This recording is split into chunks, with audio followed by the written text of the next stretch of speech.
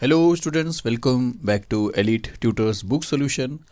चलिए, इस वीडियो में हम शुरू करने वाले हैं विभाग 2 पद्य विभाग, जहां पे आपको कविता से संबंधित प्रश्न पूछे जाते हैं, जिसमें से क्वेश्चन नंबर 2 जो रहेगा, प्रश्न क्रमांक 2 आ का, एक अ रहेगा और एक आ रहेगा।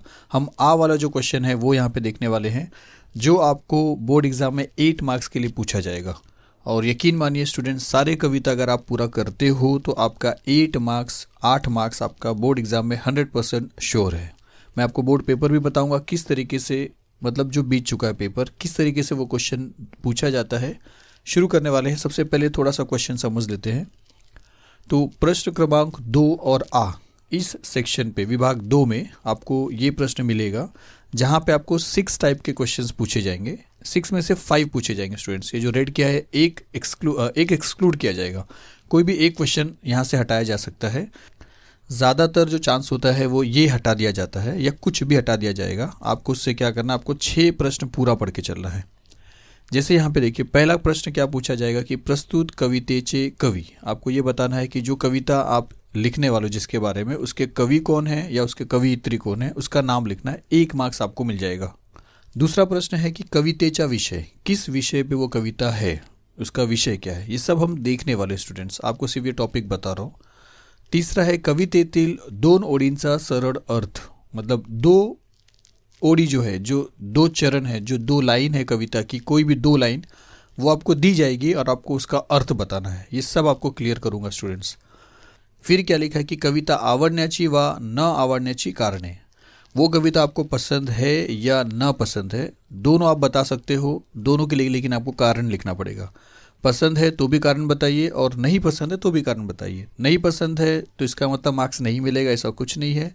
क्यों नहीं पसंद है वो कारण दे के आप लिख लीजिए। कारण आपका जो भी होगा एक्सेप्ट किया जाएगा, लेकिन नहीं पसंद और कारण दोनों वहाँ पे होना चाहिए। आपको 2 मार्क्स मिल ही जाएंगे। लास्ट प्रश्न जो पूछा जाता है वो है प्रस्तुत कवितेतील शब्दांचा अर्थ। उस कविता में से कोई भी 4 शब्द आपको दिए जाएंगे, उसका मीनिंग आपको लिखना है। तो 8 मार्क्स का क्वेश्चन है। यहाँ पे 6 क्वेश्चन दिखाई दे रहे हैं, लेकिन आपको पूछा जाएगा सिर्फ और सिर्फ 5। चलिए, मैं आपको बोर्ड का पेपर बताता हूँ, जो मार्च 2020 का ओरिजिनल पेपर किस तरह है, जो वेबसाइट पे ऑलरेडी मैंने अपलोड किया है। एक बार आपको यहाँ पे समझाता हूँ कि ये प्रश्न किस तरह वहाँ पे दिखाई देता है। तो देखिए, बोर्ड का पेपर आपको इस तरह दिखाई देगा। इंस्ट्रक्शन को ही देखते देखते आपका आधा पेज खत्म हो जा रहा है, याद रखिए। तो यहाँ पे फॉन्ट थोड़ा बड़ा होता है, इसके लिए क्वेश्चन पेपर बहुत ज़्यादा बड़ा होता है, बहुत सारे पेजेस के होते हैं। तो आपको डरना नहीं है, क्वेश्चन उतने ही रहेंगे, लेकिन फॉन्ट ज़्यादा बड़ा होता है, जिसकी वजह से पेपर का जो पेजेस है वो ज़्यादा होते हैं। चलिए, हमें जो प्रश्न देखना है वो विभाग 2 में है। आगे चलते हैं, डायरेक्ट विभाग 2 में आते हैं। देखिए, ये है विभाग 2, यहाँ से पद्य शुरू होता है, लेकिन हम ये वाला क्वेश्चन नहीं देखने वाले हैं। एक बार हमारा इसके बाद वाला 2 का जो अ है ये नहीं देखेंगे, आ देखेंगे। एक बार आ वाला क्वेश्चन खत्म हो जाएगा, तब टाइम रहेगा तो ज़रूर यहाँ पे आएंगे। तो अ क्वेश्चन के बाद अगर आप देखते हो तो ये देखिए, अ क्वेश्चन ये 3 पेज पे चल रहा है। देख रहे हैं कितना बड़ा, मतलब पेज कवर करता है ये। यहाँ पे जाके अ क्वेश्चन खत्म हुआ है। अब यहाँ से शुरू हो रहा है, देखिए आ क्वेश्चन। प्रश्न क्रमांक 2 का आ जो क्वेश्चन है वो आपको इस तरह पूछा जाएगा। जैसे यहाँ पे क्या लिखा है, देखिए, खालील 2 कवितांपैकी कोणत्याही एका कवितेसंबंधी दिलेल्या मुद्द्यांचा आधारे कृती सोडवा। जो भी मुद्दे दिए हैं, जैसे यहाँ पे दिए हैं, आपको एक कृति हल करना है। अब यहाँ पे 2 कविता है, एक है अंकिला मी दास तुझा और एक है स्वप्न करू साकार। आपको आइदर ये चुनना है या ये चुनना है। अब जो जितने भी कविता हैं टेक्स्ट बुक के, हमें तो सब कवर करना पड़ेगा, क्योंकि कौन सा पूछेगा हमको नहीं पता है। इसके लिए हम सब देखेंगे, और यकीन मानिए अगर आप सारे प्रैक्टिस करते हो आपका 8 मार्क्स फिक्स है। पहला क्वेश्चन देखिए, हमने देखा था कि प्रस्तुत कवितेचे कवि या कवयित्री 1 मार्क्स के लिए। प्रस्तुत कवितेचा विषय 1 मार्क्स के लिए। प्रस्तुत ओळींचा सरळ अर्थ, जैसे ये 2 चीज़ दिया है, यहाँ पे 2 लाइन दिया है, इसका आपको सिंपल मीनिंग बताना है। अग्नि माझे पड़े बाड़ू माता धावे कनवाड़ू, ऐसा कुछ भी पूछा जा सकता है। जो भी पूछेगा आपको मीनिंग, ये सारे मीनिंग भी हम देखने वाले, 2 मार्क्स के लिए पूछेगा। फिर क्या लिखा है, प्रस्तुत कविता आवडण्याची व न आवडण्याची कारणे। यहाँ पे संदेश नहीं पूछा, देखिए एक क्वेश्चन हटा दिया है। आपको पसंद और नहीं पसंद के कारणे बताना है, 2 मार्क्स के लिए। और अर्थ वाला क्वेश्चन है, देखिए दोनों में दिया, कोई एक अटेम्प्ट करना चाहिए। तो प्रस्तुत शब्दांचा अर्थ लिहा। तो ये सारी चीज़ें सब हम देखने वाले हैं, आप वीडियो समझिए अच्छे से। तो अब समझिए कि अब अगर अर्थ की बात करेंगे तो इस कविता में, या हम लोग देखिए शुरू करने वाले हैं सारे कविता से। इसके लिए पहला जो कविता है वो हमारा यही रहेगा, अंकिला में दास तुझा। यहाँ पे प्रश्न क्या है, आपके लिए मन में जो सवाल आ सकता है वो ये हो सकता है कि आप इस कविता के कवि के नाम तो बता ही दोगे, कविता का विषय भी बता दोगे, लेकिन यहाँ पे जो हम यहाँ पे दो जो लेने वाले हैं यहाँ पे, मतलब दो जो चरण लेने वाले हैं उसका तो मीनिंग मैं बता दूंगा, लेकिन इसके अलावा अगर कोई दूसरा चरण आ जाता है तो उसका मीनिंग का क्या होगा। तो हम सारे जितने भी चरण हैं सबका मीनिंग समझ के रखने वाले हैं इसी वीडियो में। आपको इस वीडियो में मतलब इस क्वेश्चन में यहाँ पे पहले इसका समझना है, इसके बाद मैं आगे के भी समझा दूंगा, वही आपको इसके नीचे लिखना है। अगर कोई और चरण कोई और लाइन आपको दिया जाता है एग्जाम में, उसके बाद फिर ये चीज़ आप कवितेतून मिळणारा संदेश एक ही पढ़ोगे, वही सब अगर ये आएगा तो लिखोगे अंकिला मी दास तुझा के लिए। ये तीनों चीज़ एक ही लिखना पड़ेगा आपको। ये चीज़ बदलेगा क्योंकि अलग अलग लाइन आपको एग्जाम में दिया जा सकता है।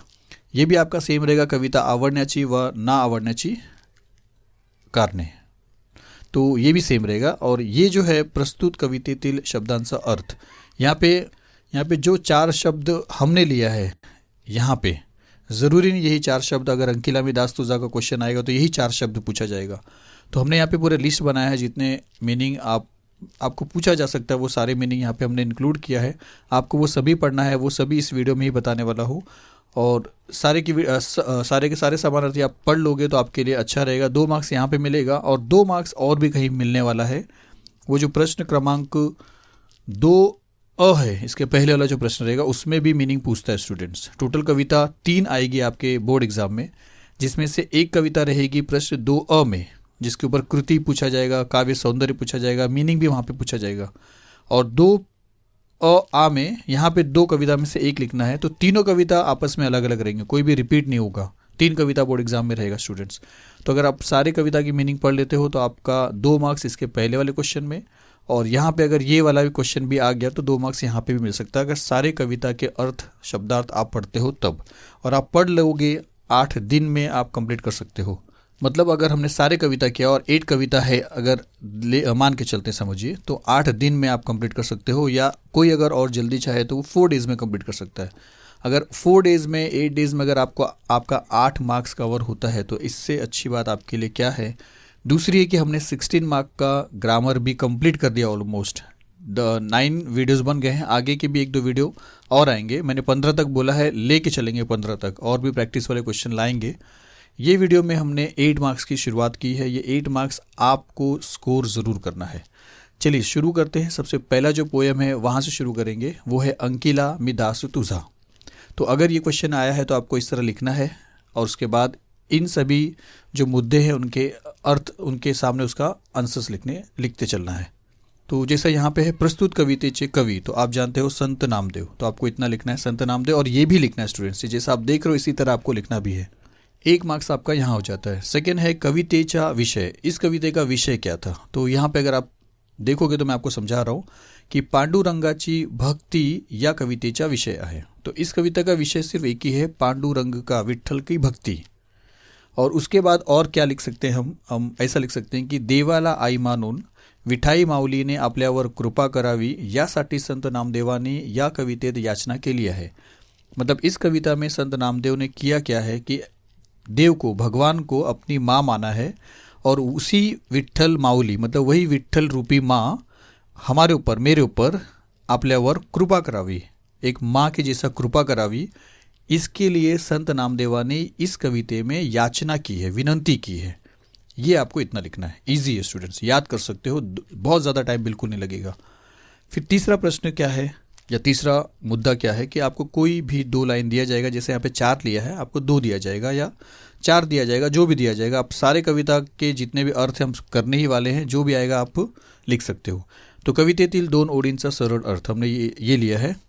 अग्नि माझे पडे बाडू, माता धावे कनवाडू, तैसा धावे माझिया काजा, अंकिला मी दास तुझा। तो देखिए अग्नि माझे पड़े बाड़ू मतलब आगी मध्य, सरल अर्थ ऐसा लिखोगे, पहले ये मेन लिखोगे उसके बाद उसका अर्थ बताओगे यहाँ पे, और ये ओडी भी लिख दीजिए आप। तो आगी मध्ये जर बाड़ चुकून पडला, अगर आग में बाड़ मतलब बच्चा अगर गलती से गिर गया, तर माता धावे कनवाडू, तर दयाळू आई, क्योंकि कनवाडू मतलब वही दयालू, तो तर दयाळू आई त्याचे रक्षण करण्यासाठी धावत जाते, दौड़ कर भागती, दौड़ कर उसको बचाती है। फिर देखिए, तैसा धावे माझिया काजा, त्याप्रमाणे, उसी तरीके से जैसे यहाँ पे एग्जाम्पल दिया है उसी तरीके से संत नामदेव म्हणतात, हे देवा माझे कार्य पूर्ण करण्यासाठी, काजा मतलब मेरा काम, मेरा जो भी काम है, मतलब मेरा जो भी बिगड़ा हुआ कार्य है या जो भी कार्य है, जिस चीज़ की याचना मैं तुझसे कर रहा हूँ, तो माझे कार्य पूर्ण करण्यासाठी, वो काम को पूरा करने के लिए तू धावत ये, तू भी दौड़ कर आ। जिस तरह एक बच्चा जब गलती से किसी आग में गिर जाता है तो उसकी माँ दौड़कर उसे बचाने को जाती है।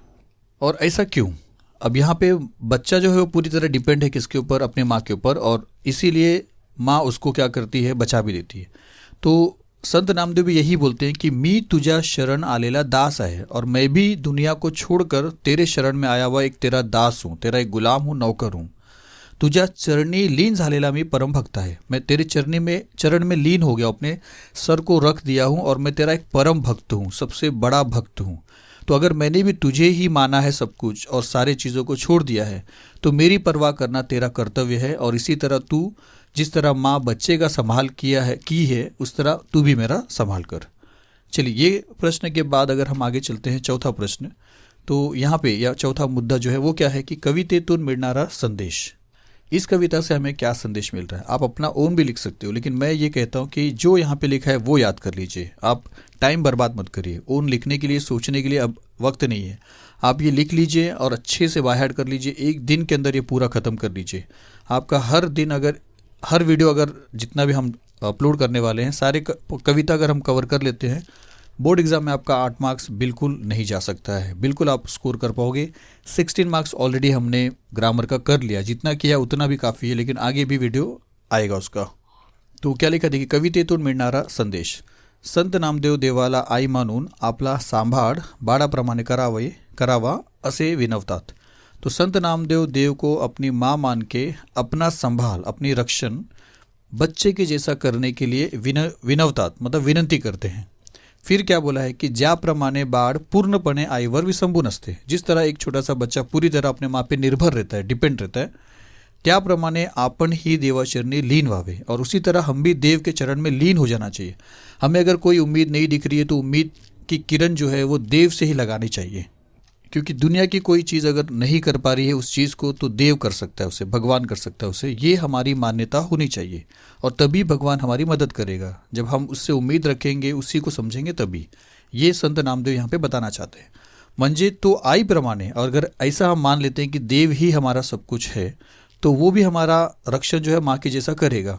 तो म्हणजे तो आईप्रमाणे आपला सांभाळ करील असा दृढ़ विश्वास, ये एकदम मजबूत विश्वास है संत नामदेव को। तो अशा ये हमें भी होना चाहिए। तो असा दृढ़ विश्वास संत नामदेव या अभंगातून व्यक्त करतात। इस अभंग में इतना पक्का विश्वास वो विठ्ठल से रखते हैं और उसे इस कविता के द्वारा व्यक्त करते हैं। इसके बाद देखिए पांचवा प्रश्न, ये पांचवा मुद्दा ये आ सकता है कि कविता आवडण्याची व न आवडण्याची कारणे। तो दोनों भी आप लिख सकते हो, लेकिन सीधी सी बात है, इस टाइप की कविता को आप पसंद क्यों नहीं करोगे? तो हमें पसंद है, हमने लिखा उसके बारे में ऐसा, या जो भी यहाँ पे लिखा है समझिए, मैंने नहीं लिखा है, जो भी लिखा है आपको समझना है, यही आपको लिखना भी है बोर्ड एग्जाम में। क्या लिखा देखिए कि या अभंगात संत नामदेव याने श्री विठ्ठलाला आई संबोधून स्वतःचा सांभाळ करण्याची विनवणी केली है। एकदम सिंपल है कि इस अभंग में संत नामदेव इन्होंने श्री विठ्ठल को अपनी माँ संबोधित किया है, माँ माना है, स्वीकार किया है, और खुद का रक्षण, सांभाळ करने के लिए विनवणी केली है, विनंती किया, रिक्वेस्ट किया है। फिर आगे क्या लिखा कि हा अभंग वाचताना मला सतत माझ्या आईची आठवण झाली। तो जब हमने ओडी देखा, जब चरण को पढ़ना शुरू किया था, तो हमें भी ऐसा लगा कि हाँ, हमारी माँ भी हमारा बहुत ख्याल रखती है। तो इस अभंग को पढ़ने टाइम एकदम सतत यानी साक्षर हमें हमारी माँ की याद आ गई, और देवा ने ही आई प्रमाणे मायेने संभाळ करावा, मतलब देव भी, विठ्ठल भी माँ के जैसा ममता के साथ हमारा संभाल, हमारा रक्षण करे, हा विचारच मनाला भावला। ये विचार ही मेरे मन को भा गया, और म्हणूनच मला हा अभंग खूब आवडला, और ये अभंग मुझे इसीलिए क्या हो गया, बहुत पसंद आया। तो आप इसी तरह लिखिए, आप इधर उधर टाइम वेस्ट मत करिए, और प्लीज़ इसको बायहार्ट कर लीजिए। आज का आज, अभी का अभी कर लीजिए, आपको आसानी से बायहार्ट हो जाएगा। लास्ट का प्रश्न ये भी आ सकता है, कोई भी 5 प्रश्न आएगा स्टूडेंट्स, मैंने आपको क्लियर बता दिया कितने कितने मार्क्स के लिए रहेंगे वो भी। अब यहाँ पे धेनु गाय, ये कविता के अंदर है, चरण में नहीं था तो, लेकिन उसमें था, कविता में। और ऐसे आगे भी हम देखने वाले हैं। धरणी, धरती, काज, काम, अग्नि, आग। चलिए, इसके बाद जो प्रॉब्लम आ सकता है वो यही है कि कविता में 1 2 3 4 आप देख रहे हो, इतने सारे चरण हैं, इतने सारे ओडी है, आपको कोई भी पूछा जा सकता है। हमने अभी ये 4 का लिया है, यहाँ तक का। अब 4 करके मैं आपको समझाने वाला हूँ। आप अगर कोई भी आएगा तो आपको उसी में से मीनिंग लिखना है। चलिए, अब ये देखते हैं सभी चीज़ हेपावे से लेके यहाँ तक, क्योंकि ये सेम रहेगा, ये सेम रहेगा, और यहीं पे चेंजेस आएगा, और ये भी सेम रहेगा, ये भी सेम रहेगा, और यहाँ पे चेंजेस आएगा। तो ये दोनों चेंजेस को हम यहाँ पे देखने वाले हैं। तो चलिए, हम ये 1 2 3 4 का मीनिंग समझेंगे, उसके बाद 1 2 3 4 का इसका भी मीनिंग समझेंगे, सो दैट जो भी आएगा चरण आप उसमें उसको ईजिली लिख सकते हो। तो चलिए, ये तो हो चुका है कि अग्नि माझे पडे बाडू, माता धावे कनवाडू, तैसा धावे माझिया काजा, अंकिला मी दास तुझा। तो आगीमध्ये जर बाळ चुकून पडला तर दयाळू आई त्याचे रक्षण करण्यासाठी धावत जाते, ये हमने ऑलरेडी देख लिया है। त्याप्रमाणे हे देवा, माझे कार्य पूर्ण करण्यासाठी तू धावत ये, मी तुझा शरण आलेला दास आहे, तुझ्या चरणी लीन झालेला मी परम भक्त आहे। इसके बाद ये देखेंगे कि सवेची झेपावे पक्षिणी, पिली पडताची धरणी, भूकेले व सरावे, धेनु हुंबरत धावे। एक ही पूछ सकता है आपसे, लेकिन मैंने 2 2 करके आपको बताया यहाँ पे। लेकिन जो भी आप मैंने यहाँ पे पढ़ रहे हो अकॉर्डिंगली वो आप लिख सकते हो। तो देखिए, सवेची झेपावे पक्षिणी, तुरंत झेप लेती है, एक छलांग लेती है पक्षिणी। कब? पीली पड़ताची धरनी, जब धरती की तरफ उसके बच्चे गिरते हुए दिखाई देते उससे। भूकेले वत्सरावे, उस गाय का, धेनु के जो बच्चे होते हैं, वत्सरावे वही है, जब वो भूखे होते हैं और वो आवाज़ करते हैं, उन्हें पता, उसकी माँ को पता चलता है, तो वो हुंबरत यानी चिल्लाते हुए उसकी तरफ दौड़ती है दूध पिलाने के लिए। तो वही लिखा है यहाँ पे, देखिए, झाडावरून अकस्मात, मतलब झाड़ पे से अचानक, जर पिल्लू धरतीवर पड़ले, अगर उसके बच्चे, पक्षी के बच्चे, चिड़िया के बच्चे अगर धरती पे गिरे या गिरते हैं या गिर रहे हैं, तर क्षणाचा विलंब न करता, मतलब टाइम का जरा भी पल देरी न करते हुए, पक्षिणी त्याच्यापाशी झेप घेते, पक्षिणी तुरंत उसके पीछे एक छलांग ले लेती है बचाने के लिए। त्याला वाचवण्यासाठी ती तत्परतेने जमिनीवर येते, उसको बचाने के लिए तत्परतेने, एकदम एक टाइम भी वेस्ट नहीं करती है, और तुरंत ज़मीन की तरफ आती है और उसे बचा लेती है। फिर दूसरा है वासरू, मतलब गाय के बच्चे, खूप भुकेले असते, अगर वो खूब भूखे हैं, तेव्हा त्याला दूध पाजण्यासाठी, तब उनकी माँ को जब पता चलता है या उनकी आवाज़ से जब पता चलता है, तो उनकी माँ चिल्लाते हुए दौड़ती है, तेव्हा त्याला दूध पाजण्यासाठी गाय तत्काळ हंबरत वासराकडे धावते, तो वो चिल्लाते हुए अपने बच्चों की तरफ दौड़ती है। ये आप याद कर लीजिए स्टूडेंट्स। चलिए आगे देखते हैं, लास्ट वाला। वनवा लागला से वनी, मतलब वनी जंगल में, वनवा मतलब बड़ी आग लगते ही किसी कारण भी, पारस चिंतित हरणी, तो हिरण का जो बच्चा है पारस, देखिए, पारस चिंतित हरणी, मतलब हिरण जो है वो चिंते में आ जाता है अपने बच्चे को लेके। नामा मने मेघा जैसा, और संत नामदेव कहते हैं मेघा के जैसा, मेघ के जैसा, बादल के जैसा। विनवितो चातक तैसा, जैसे चातक जो काल्पनिक पक्षी है, जो जिंदा तब रह सकता है जब वो बारिश के पानी को पी पाएगा, तो वो हमेशा विनंती करते रहता है कि ए मेघ तू बरस जा, कि तेरे पानी को मैं पी के जिंदा रहूं।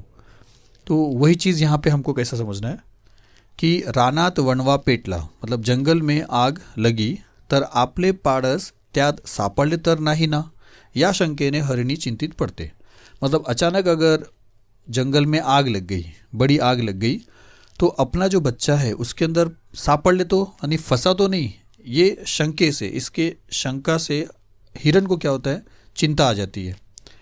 यहाँ तक। उसके बाद ये वाला कि संत नामदेव म्हणतात, फिर आगे, मतलब उसी तरह तू भी मेरी चिंता कर, ये हर के पीछे संत नामदेव को यही कहना है। जितने एग्जाम्पल दिया है माँ का और बच्चे का, जो मतलब बचाव के लिए जो भी चिंता होता है, वो सारे चीज़ों के पीछे संत नामदेव का भी यही कहना है कि जैसे जैसे इनका एग्जाम्पल है और ये लोग अपने बच्चों को बचाते हैं, तू भी मुझे बचा। फिर आगे देखिए क्या लिखा है ये दोनों का, कि संत नामदेव म्हणतात, हे विठ्ठला तू पाण्याने भरलेला ढग आहेस।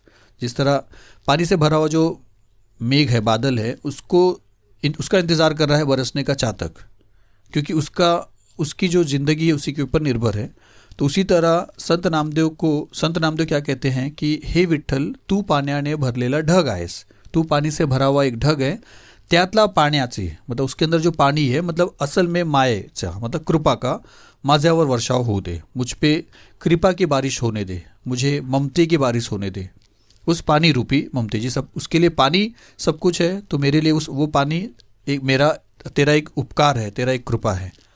मी पावसाच्या पाण्याविना जगू न शकणाऱ्या, फिर से एक बार, कि मी पावसाच्या पाण्याविना जगू न शकणाऱ्या चातकासारखा आहे। मतलब मैं भी जिस तरह चातक पक्षी जो है वो पानी के बिना नहीं जी सकता है, तो मैं भी पानी के बिना नहीं जी सकता हूँ। पानी मतलब मायेचा, तेरी कृपा के बिना मैं नहीं जी सकता हूँ। माझे जीवन तू सांभाळ, मेरा जीवन तू संभाल, अशी मी विनवणी करीत आहे, ऐसा मैं तुझसे विनंती कर रहा हूँ। तो ये सारी चीज़ आपको पढ़ लेना है। इतना होने के बाद आपका सारा क्वेश्चन कवर हो जाता है। मतलब ये भी और यहाँ पे अब जो भी लाइन आएगा आप लिख सकते हो, ये भी कर सकते हो और ये भी कर सकते हो। उसके बाद ये जो बच रहा है ये करेंगे। तो हमने सारे चरण देख लिया स्टूडेंट्स, सबकी मीनिंग हमने देख लिया है एक एक करके। अब हमें क्या करना है, शब्दार्थ लिखना है। तो शब्दार्थ के लिए आप इतने शब्द याद रखिए प्लीज़। इससे ज़्यादा अगर कोई शब्द मिलेगा तो मैं डिस्क्रिप्शन बॉक्स में भी लिख दूंगा। अभी तो फिलहाल इतने ही हैं, अगर कोई शब्द मिला तो डिस्क्रिप्शन बॉक्स आप चेक करते रहना। तो शब्दांचा अर्थ, अंकिला शरण आलेला, अंकित झालेला, मतलब मैंने तुझे अंकित कर दिया, तुझ पे अपने आप को निछावर कर दिया है, तेरे शरण में आ गया हूँ मैं, अब मैं और कुछ नहीं कर सकता हूँ, मैं और किसी से मेरा कोई लेना देना नहीं है। अग्निमाजी मतलब आग में, आगीमध्ये। कनवाडू दयाळू, दयालू। तैसा तसा उस तरह। माता आई, ये आपको समझ रहा है। माझिया माझ्या, माझिया मतलब मेरा। काजा मतलब काम या कार्य। दास गुलाम भक्त। सवेची लगेच, पटकन तुरंत। झेपावे झेप घेते मतलब एक छलांग लेना, पक्षी का जो हमने देखा था एग्जाम्पल। पिली पक्षी के बच्चे, पिल्ले बाड़े। धरणी मतलब जमीनीवर। वत्सरावे वासरू, गाय के बच्चे। धेनु गाय। हुंबरत चिल्लाते हुए, हमरत। वनवा अग्नि, मोटी आग, बड़ी आग को बोलते वनवा। वनी रानात मतलब जंगल में। पाडस हरिणीचे पिल्लू, याद रखिए, पाडस और वत्सरावे ये दोनों याद रखिए, और पिली भी याद रखिए। चिंतित काळजीत, तो पाडस क्या था, हरिणीचे पिल्लू, और चिंतित मतलब काळजीत मतलब चिंता करना। मेघा मतलब ढग। विनवितो मतलब विनंती करतो, और जैसा मतलब जैसा। तो ये एक जो कविता है ये आपका पूरी तरह कंप्लीट हुआ है। इतना पूरा करने से आपका 8 मार्क्स बोर्ड एग्जाम में फिक्स है स्टूडेंट्स, FIX फिक्स। लेकिन उसके लिए आपका मेहनत ज़रूरी है। वीडियो को देखने से आपका 8 मार्क्स फिक्स नहीं हो सकता है। वीडियो को देखने के बाद सारे मीनिंग, सारे शब्दार्थ और सारे ओडिन से सरल अर्थ, ये सब अगर आप बैठ के कुछ देर कर लेते हो सब कुछ भूल के, तो आपका 8 मार्क्स फिक्स हो सकता है स्टूडेंट्स। ऐसे सारे वीडियो हम कर लेंगे, सारे जितने भी कविता हैं सब पूरा कर लेंगे और 100% आपका 8 मार्क्स फिक्स हो जाएगा। 8 यहाँ पे है, 16 मैं आपको बता दिया हूँ कि भाषा अभ्यास हमने कर लिया है। 6 + 8, 6 = 13, 14, 4, 1, 24 मार्क्स हमने कर लिया स्टूडेंट्स। कर लिया मतलब 16 कर लिया है, 8 ये भी हो जाएगा। इसके बाद 6 मार्क का वीडियो मैं और बनाने वाला हूँ। उसके बाद देखोगे तो आपका 30 मार्क्स पूरा हो जाएगा 80 में से, आउट ऑफ 80। प्लीज़ मैं रिक्वेस्ट करता हूँ कि आप इसे सीरियसली पढ़ाई करें। चलिए मिलते हैं इसके बाद वाली वीडियो में जल्दी। Thank you very much.